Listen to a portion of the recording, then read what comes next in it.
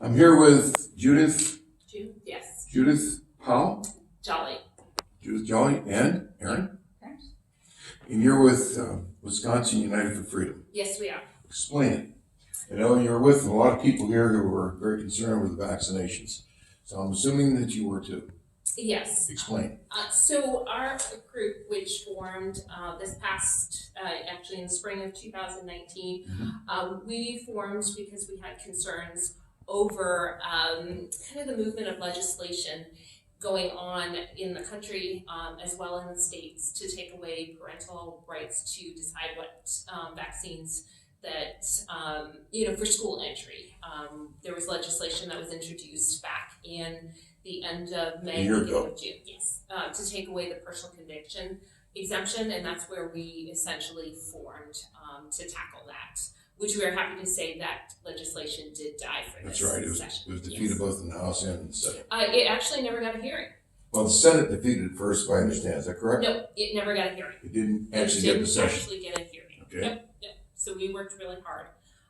With this particular piece of legislation that we were discussing here was actually brought to us at the last minute in July, and this is where the Department of Health Services has the authority to update their statutes. They go through rulemaking authority. Right. And what they decided were to add specific rules, change things. For example, one of the big topics was to add the meningococcal vaccine as a requirement for school, right. Which again, a lot of people were saying, well, you have your exemption, so why do you care? But then there's also the fact that you have legislation to try to take away that exemption. Right, well, they were debating the word substantial. Yes, and that was, so that is because they wanted to take what, CDC doesn't use the word substantial. That's correct. They want to pick outbreaks per the CDC and use that in Wisconsin law, but they only want to pick the ones that they want. So for example, if you look at what a substantial outbreak is for measles or rubella, measles is an outbreak in, per the CDC, is 4 cases. Per Wisconsin statute is 1 case. So you can see there's a discrepancy, but they only wanted to change mumps, and they only wanted to add chickenpox and varicella. So they wanted to update things that they wanted to update and pick and choose from the CDC. So from their standpoint, that we heard it in the committee, they wanted to take the things that they go with the CDC as long as that would increase their own correct capability. A capability to expand the program. To essentially say that should 1 case of measles happen in a school, then we can kick all the kids out, whereas an outbreak definition for the CDC is 4 cases. That's right. Rubella, it's the same thing. They have, Wisconsin law currently says that there's 1 case of rubella in the state, or in a school, then all the kids who are not vaccinated are kicked out, where the CDC calls an outbreak of rubella 3 cases. That's why the discussion of substantial. That was why. So they're not going to go with the CDC when it comes to the number of cases. It was too restrictive for Wisconsin, for their liking. So they left the CDC's language when it comes to numbers. They kept the CDC's principles when it came to what they wanted substantial to be. Right, and there was also a problem that throughout their whole rulemaking authority, they never listed how many cases of chickenpox or how many cases of meningococcal that we heard that in the committee as well. And that's problematic because we should have known from the start what they were planning to do, because you can't go back and say, well, the CDC, just go refer to the CDC. Well, then why aren't you doing the same thing for measles and rubella? So the CDC would not be binding, they're leaving it open-ended. They don't want to be tied down to the number of cases. Yes. And we heard today from several of the senators and representatives, especially on the Democratic side, that they really don't want what they call anecdotal information from us. When it's not anecdotal, they simply ignore the scientific objections. They want only the scientists on that side, the vaccination side, to be heard. Correct. And when we testified, we had a panel that spoke, and we provided at least a foot of references to support our position. And this is references from the CDC's website, from the FDA's website, from peer-reviewed published journals. Can people get that? And we have that information, and we actually have it referenced through our speeches. Could you tell me your website? And we don't have it posted. It Okay. would be the speakers. So we did provide them with all that information, just factual information. Now, there were people who did share their stories, which, they obviously had a passion for it, and those stories need to be told because they are real, and they need to hear them. Yeah, it's still anecdotal. That's all Right. people have. Right. When it affects your family, that's what you have. It's a story. That is your case study. That's It's right. your family. That's exactly right. Right. But they were provided with literature, and they were provided with CDC information stating our points, which were valid. And they were apparently, according to the Democrats. What Chairman Nass yeah, said, yeah. it was valuable information. Right, and referenced. That's So everything was exactly right. referenced. And so the unfortunately, many on the Democratic side chose to ignore that piece of it. Well, they want it open-ended. Just from what we heard here, they want it open-ended. They like the CDC as far as it'll take them. Yeah. But they don't want to be bound to CDC's numbers. Right. They want it open-ended here for Wisconsin, and in fact, one of the representatives said that. Yes. Yeah. So where do you see this going from here? I mean, we have to be vigilant, there's no doubt. So what they did is they introduced legislation, because this doesn't kill us. In order to block it, they have to go through the legislative process, and that was the vote, the second vote for it. Right. So starting in January, those LRBs will become bills, and then we're going to have to make sure that those bills get passed. They get hearings, they get on to the Assembly and to the Senate, and then get signed into law. Now, explain the various points of the bills that you're supporting here. So this is that one bill. This is the 5 pieces. Right. The rules 1, 2, 3, 4, and 5. So the language of that bill is essentially going to say DHS cannot add chickenpox and meningococcal to the substantial outbreak list.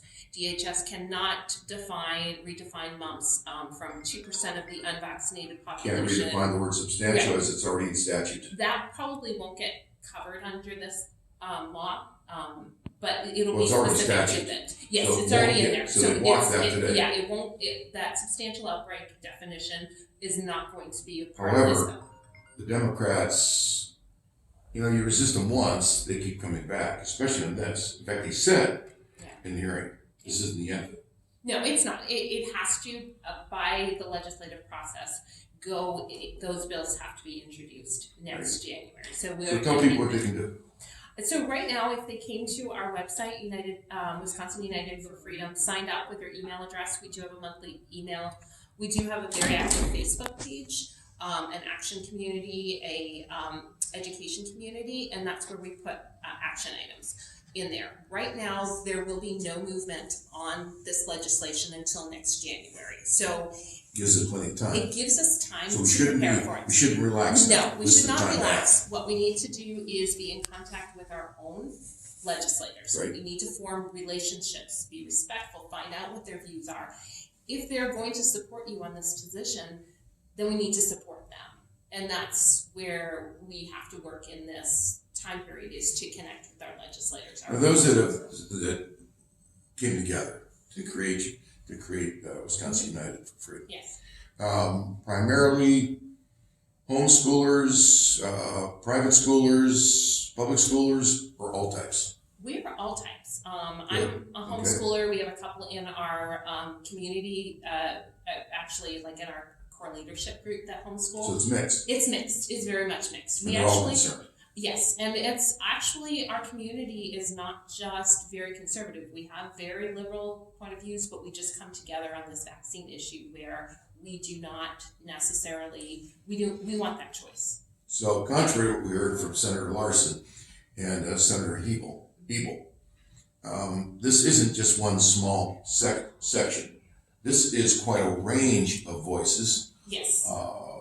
Spanning, it's more than just conservative. It's actually conservative, liberal, etc. It's concerned parents what amounts to. Absolutely. And it's not just anti-vax. Yeah. That's right. Yeah. That's right. There's a large group of people that choose to vaccinate, but still believe it should be their choice to pick and That's choose exactly vaccination. right. It's So, parental choice. yeah. Or they choose some and they don't want others, and which is their choice. Your reaction, I think I could predict it when they said, though, that our job is, as the senator said that, our job is to represent our people, yes, but not so much the people, but the experts, what they're saying, Right. the reaction. I think that is quite unfair, because you just putting initials behind your name does not make you an expert. I mean, I have initials behind my name. I'm a registered nurse, but I'm an expert because I read the research and I spend hours a day just knowing this. That's what makes me the expert. Just sticking initials behind your name and not really you just saying, I'm just going to repeat what the CDC says, does not make you an expert. Very good. Again, your contact information. Judith Jolly, Wisconsin United for Freedom. You can go to our website at wisconsinunitedforfreedom.org. Thank you very much. Thank you. Ladies, God bless you. Take care. Thank you.